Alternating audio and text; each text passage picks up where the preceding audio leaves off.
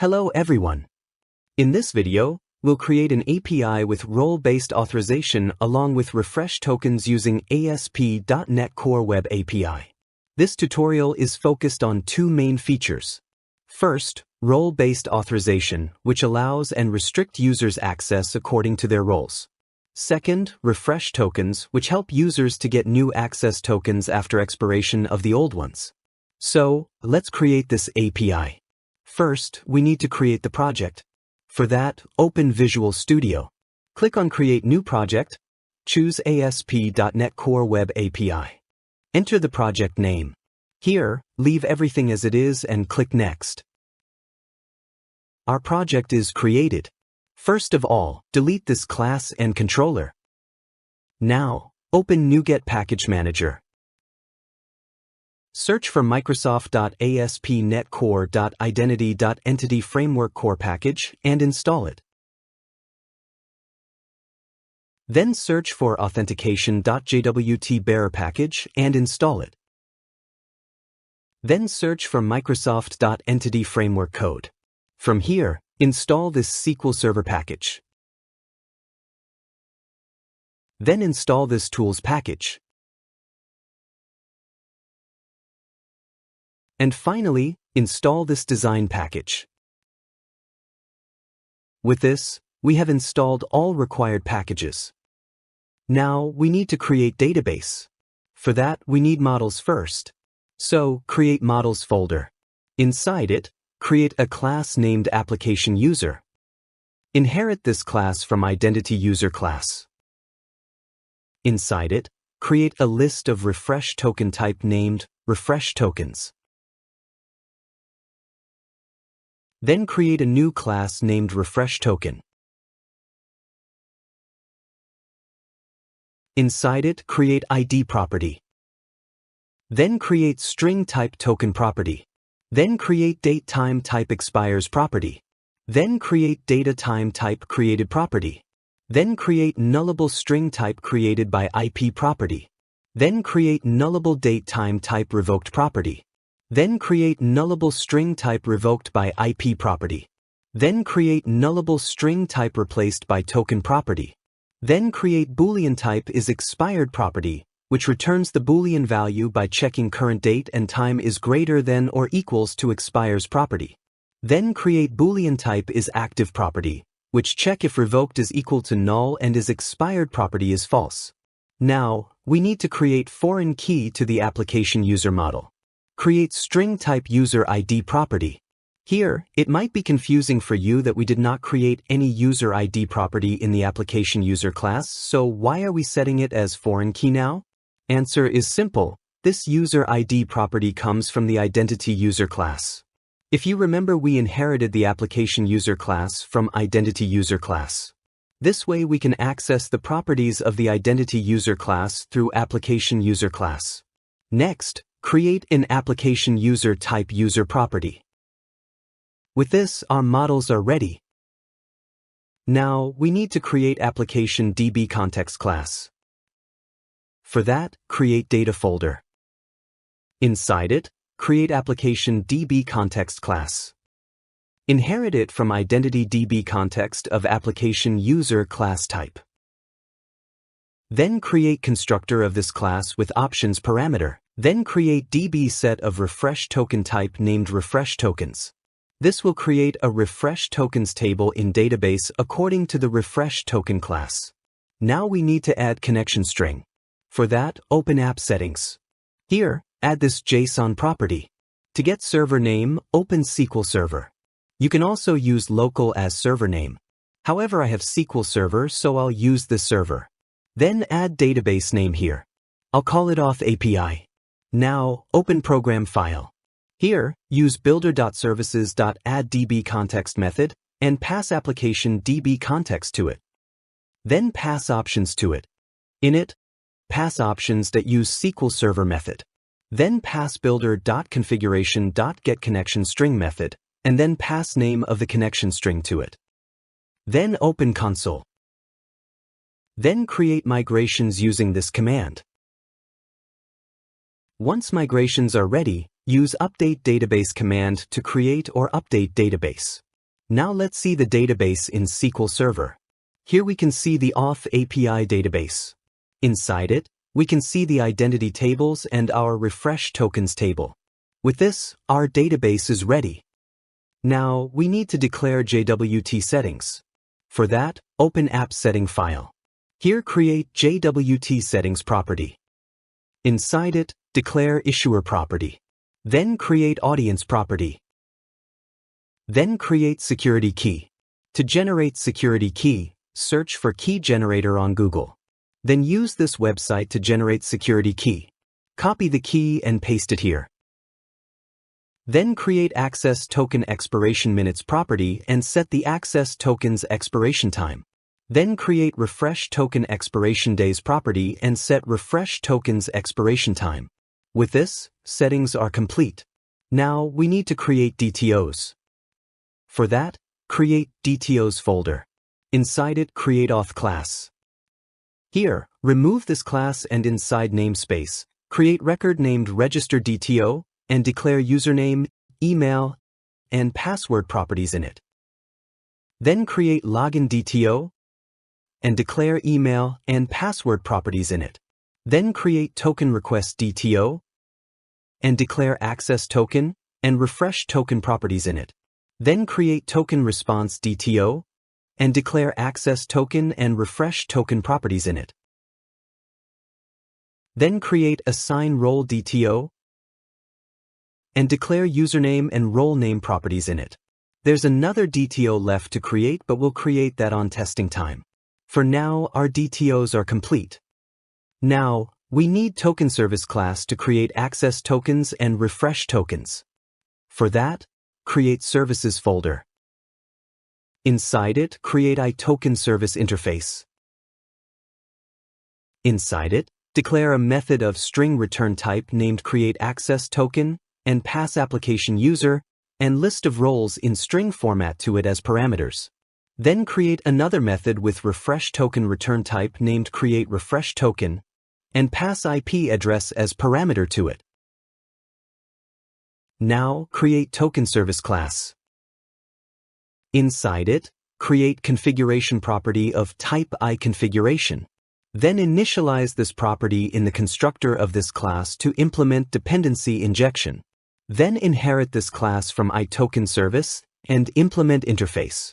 In createAccessToken method, create JWT settings variable and initialize it with configuration.getSection method and pass the JWT settings section name because we want to get that section. Then create key variable and initialize it with new symmetric security key method and then pass encoding.utf8.getBytes method and pass JWT settings variable and then use braces to get security key from it. Then create creds variable and initialize it with signing credentials method and pass key and security algorithm to it. Then create claims variable and initialize it with new list of claim type. Inside it, create new claim and set JWT registered claim names.sub and pass user ID to it. Then create new claim and set JWT registered claim name.unique name and pass username to it. Then create new claim and set JWT registered claim name.jti and pass new GUID in string format to it. Then create new claim and set claims types.name identifier and pass user ID to it. Then create for each which iterate over the roles list. In it, use claims.add method and pass new claim, then set claim types.role to role. Then create token variable and initialize it with new JWT security token, and in it, set issuer to issuer, audience to audience, claims to claims, expires to date time.utc now.addMinutes method, and pass double.parse method, and then pass access token expiration property from JWT setting to it, and then set signing creds to creds. And finally, return new JWT security token handler.writeToken method and pass token to it. Then in create refresh token method, create JWT setting variable and fetch JWT settings section. Then create random bytes variable and initialize it with new byte array of 64 elements. Then create RNG variable with using keyword and initialize it with random number generator.create method. And finally, return new refresh token object and in it, set token property to convert to base 64 string method and pass random bytes to it. Then set expires property to datetime.utc_now.addDays method and pass double.parse method, and then pass refresh token expiration days from JWT settings to it. Then set created property to datetime.utc_now. And finally set created by IP property to IP address. With this, token service class is complete. Now we need to create role controller to create and assign roles. So, create an API controller named role controller. In it, create role manager property of role manager of identity role type. Then create user manager property of user manager of application user type. Then create constructor of this class and initialize these properties inside it. Then create HTTP post annotation and set the endpoints name to create. Then create role method and pass string type role name as parameter and also use from body annotation to pick the value from body of the request. In it, use if statement and use role manager.exists method in condition and pass role name to it. This method will check whether the role name already exists or not. In it, return bad request method along with custom error message. Then create result variable and initialize it with role manager.create async method and pass new identity role along with role name to it. Then use if statement and check if result did not succeed. In it, return bad request method along with errors. And finally, return OK method along with custom success message. Next, create another HTTP post annotation and also set the endpoints name to assign. Then create assign role method and pass assign role DTO as parameter along with from body annotation. In it, create user variable and initialize it with user manager.find by email async method and pass email to it. There's error that email is not found in DTO. In DTO, we named it username. Rename it to email. Now we can use email property. Then if statement to check if user is null. In it, return not found method along with custom error message. Then create result variable and initialize it with user manager.add to role async method and pass user and role name to it. Then create if statement to check if result did not succeed. In it, return bad request method along with errors. And finally, return OK message along with custom success message. With this, role controller is complete. Now, we need to create a controller to handle the registration and login methods. For that, create an API controller named Auth controller.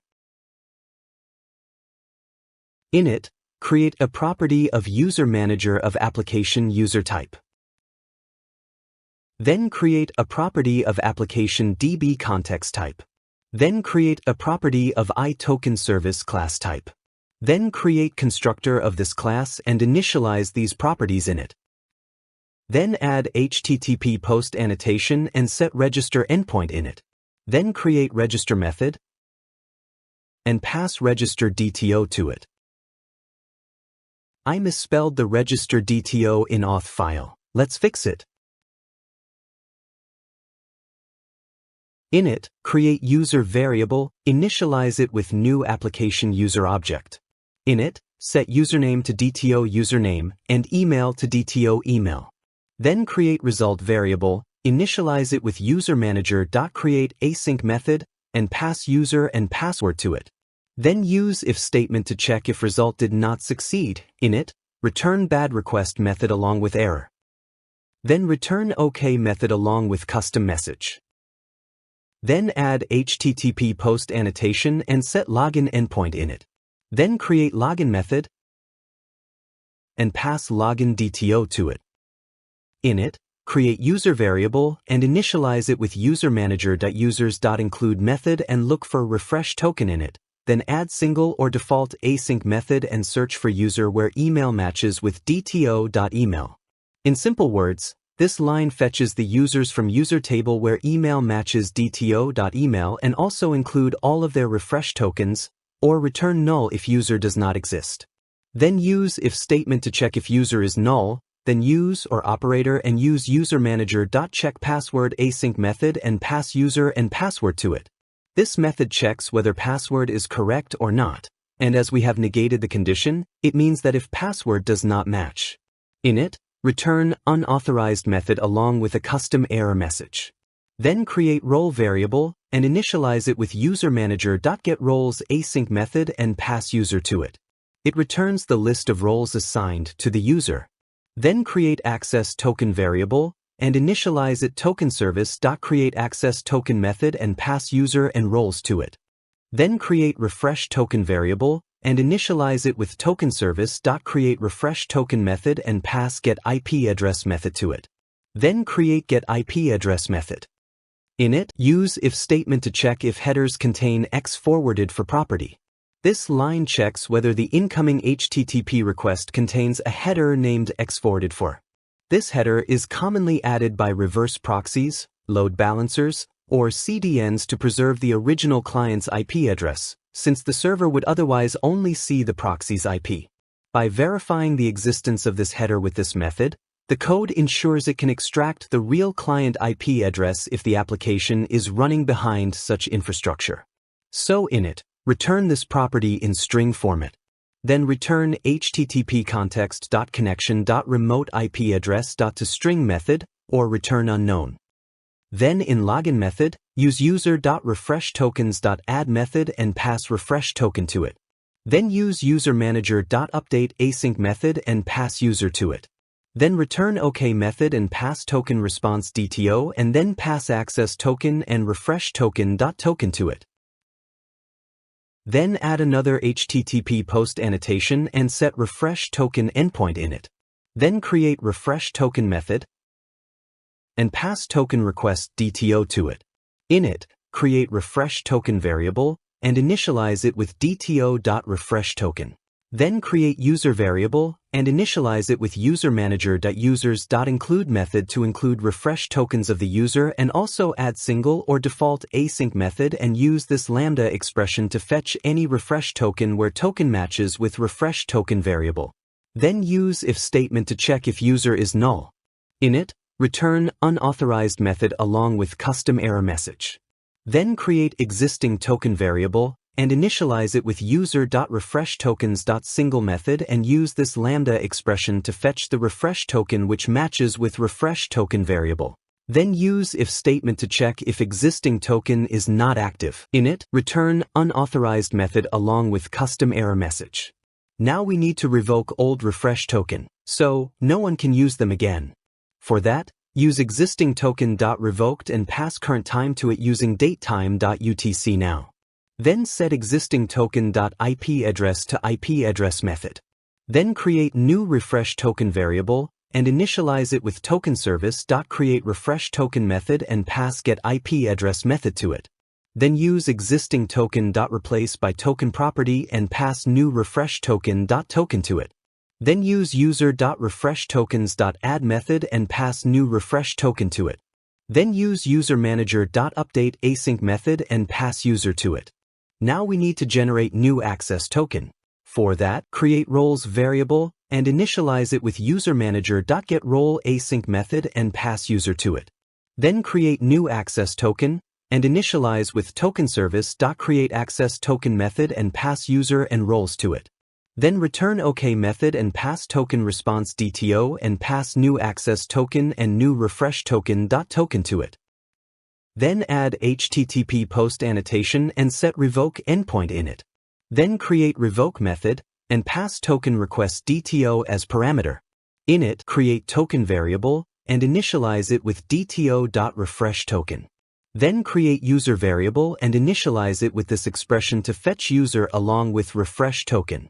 Then use if statement to check if user is null. In it, return not found method. Then create existing variable and initialize it with user.refreshToken.single method and token which matches with token variable. Then use if statement to check if existing is not active and return bad request method along with custom error message. Then set existing.revoked to datetime.utc now. Then set existing.revoked by IP to get IP address method. Then use user-manager.update async method and pass user to it. Then return OK method along with success message. With this, auth controller is complete. Now, we need a controller to test role-based authorization. So, create an API controller named test controller. In it, create HTTP get annotation, and then create a method named public. In it, return OK method along with a message. Next, create authorize annotation. This annotation will make the method accessible to logged-in user only. Then create HTTP get annotation, and also set endpoints name. Then create a method name protected. In it, return OK method along with a message. Next, create authorize annotation again, but now, set roles property to admin.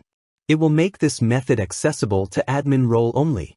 Then create HTTP get annotation, and set endpoints name. Then create the method named admin. In it, return OK method along with a message. With this, test controller is complete. Now, we need to create setup in program file. So, open program file. Here above build method, add builder.services add identity method, and pass application user and identity role to it. In it, add options. In it, set required digit property to true, set required length to 8. Set require unique email to true. So, user can create only one account using one email address. Then extend it with add entity framework stores method of application type, and also extend it with add default token provider method. Then create a JWT settings variable and pass JWT settings section to it. Then create key variable and initialize it with encoding.utf8.getBytes method and pass key property from JWT settings variable. Then add builder.services.add authentication method and options to it. In it, set default authentication scheme to JWT bearer defaults.authentication scheme. Also set default challenge scheme to JWT bearer defaults.authentication scheme. Then extend it with add JWT bearer method and also pass options to it. In it, set token validation parameters to token validation parameters which comes from Microsoft Identity Model.Tokens. In it, set validate issuer to true, validate audience to true, validate lifetime to true, validate issuer signing key to true, valid issue to issuer property from JWT settings, valid audience to audience, issuer signing key to new symmetric security key and pass key to it, and clock skew to time span.0.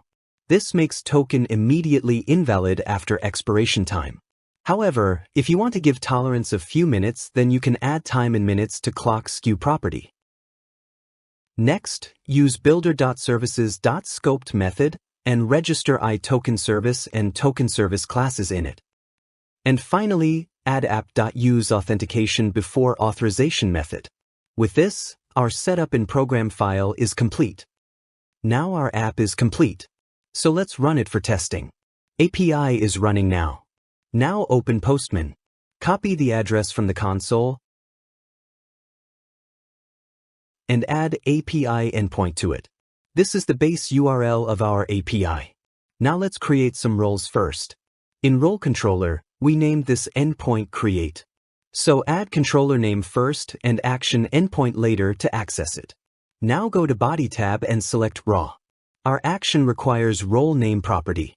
So pass role name in JSON format to it. Change request type to post and send the request.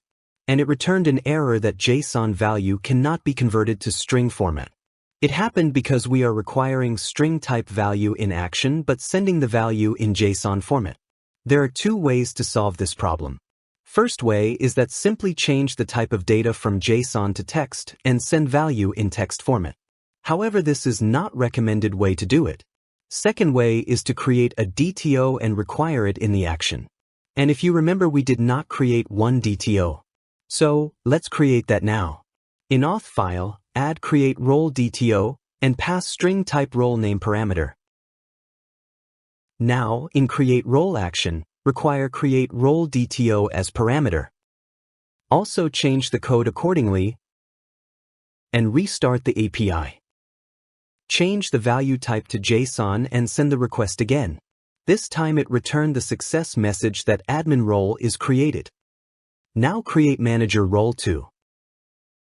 And manager role is also created. Now we need to create users.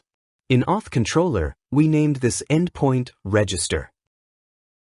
So, access this endpoint by adding it to the base URL. Select Body tab. In Register DTO, we are requiring username, email, and password. So, we need to send these three values. First, we'll register admin. Change type to post and send request, and success message returned. Now we need to register manager. Change the values but don't use uppercase letter in password and send the request. Here, we can see the error that password must have one uppercase letter. So add one and send request again. And manager is also registered. Let's check the database. And users are added in the users table and roles in the role table. Now we need to assign roles to the users. In role controller, we named this endpoint assign. So, access it by modifying the URL. This assign role requires assign role DTO, and this DTO requires email and role name properties.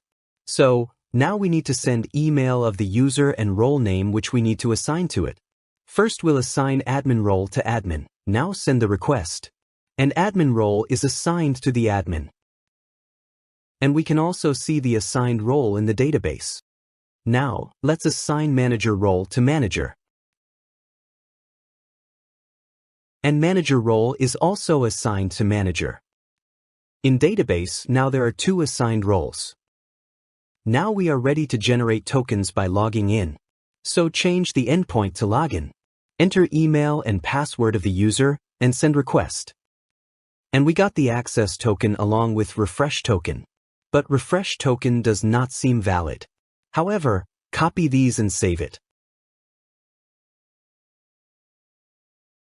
Now try to log in as admin to see if valid refresh token is generated or not. There's definitely something wrong with the refresh token generation. However, save it too. Now let's see what's wrong with it. For that we need to see token service class. Here, forgot to pass random bytes to the RNG variable. So, use rng.getBytes method and pass random bytes variable to it. Now restart the app. Now, resend the admin's login request. And we got valid refresh token this time. So copy it and save it in Notepad. Now we need to log in as manager again to get valid token. Copy and save it too. Now copy the base URL and open new tab and paste it here. Now we'll access the public method of the test controller. So, add the endpoint of it and send request. And it returned error. Let's see what's wrong. In test controller, we forgot to add this endpoint's name. So let's add it and restart the app. Now send request. And we got the success message. Now try to access protected method without access token. And we got unauthorized error. Now, open Authorization tab and select Bearer token from the list. Now, provide access token of the manager to it and send request. And we got the success from which means are able to access it now. Now, let's try to access admin method using manager's access token. And it returned forbidden error because admin method is only accessible to users with admin role. So, let's provide admin's access token to it. And we got the success message from the admin method. It means authorization is working perfectly. Now, we'll try to generate new access token using refresh token. In Auth controller, name of the endpoint is refresh token, so modify the URL accordingly.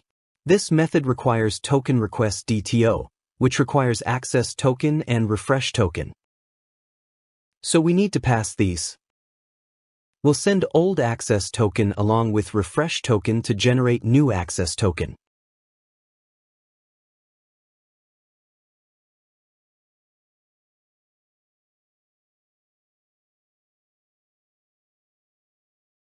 And we got the new access token along with new refresh token because we programmed the refresh tokens to get revoked once they are used. That's why we need to generate new refresh token along with access token each time. Now copy and save these. However, if we use old access token of the admin and send request, we'll still be able to access the admin method. It's because we revoked refresh tokens, not access tokens. Access tokens are revoked automatically after their expiration time. So, I don't think we need to revoke access tokens because we set them to expire after 60 minutes in JWT settings. So right now, we have 2 valid access tokens. If we try to access admin method using new access token, we're able to access it. Now, let's try to revoke the refresh token. In Auth controller, we named this endpoint to revoke. So, modify the URL accordingly. This method requires token request DTO, which requires both access token and refresh token. So, copy the old token of the admin and paste these here and send request. And it returned the error message that refresh token is already revoked. It's because we used this refresh token once to generate new access token. So, this refresh token got revoked. Now, let's pass new refresh token to it and leave old access token because it's still valid. And now it returns success message that this token is now revoked. With this API is complete. If you need source code of it, you can get it from our Patreon page. I hope you liked the video. If you have any queries, feel free to ask. And finally, thanks for watching. See you in next video.